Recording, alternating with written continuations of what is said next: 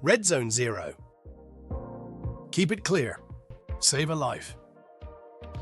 Parking and Transportation Services is committed to enhancing campus safety by partnering with the UH Fire Marshal's office to educate and inform the campus community about the dangers of parking in fire lanes and the critical importance of keeping them clear at all times. Fire lanes are emergency access points. Blocking these lanes, even for just a minute, can delay life-saving response times. FY23 UH violations 388. FY24 UH violations 585. FY25 projected UH violations 522. Every violation is a risk.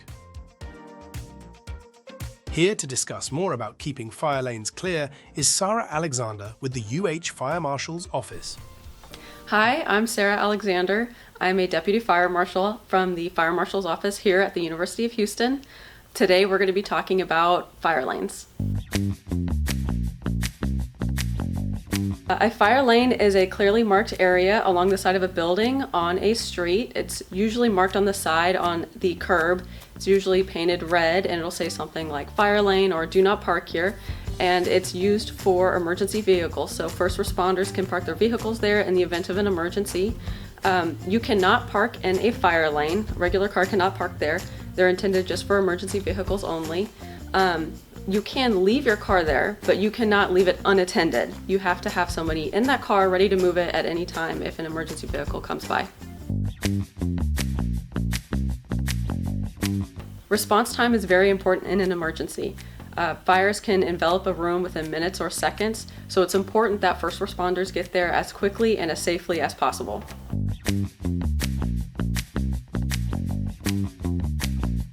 When cars block access to a fire lane, it can waste a lot of time.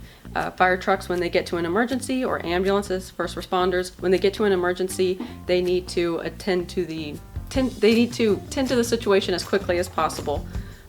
When a car is blocking a fire lane, they can be blocking access to the building, they can be blocking a fire hydrant, and they can also be blocking access to a patient or someone that needs medical attention immediately.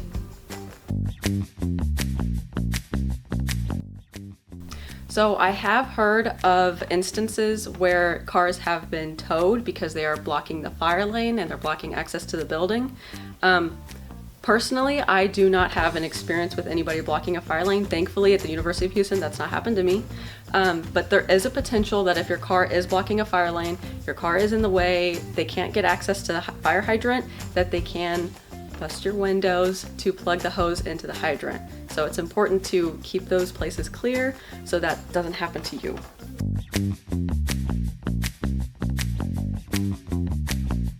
If the fire lane is being blocked by a vehicle, that person can be ticketed, fined, they can be given a citation, and if there's a real emergency that's going on, they may face even more serious legal repercussions if there's an emergency that's happening.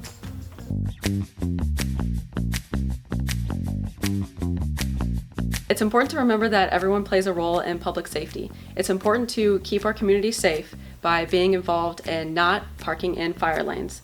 So help out your fellow Cougars by not parking in a fire lane. Go Cougs! If your vehicle breaks down in a fire lane, you must immediately call or email parking to inform them of the situation and have your vehicle towed as soon as possible.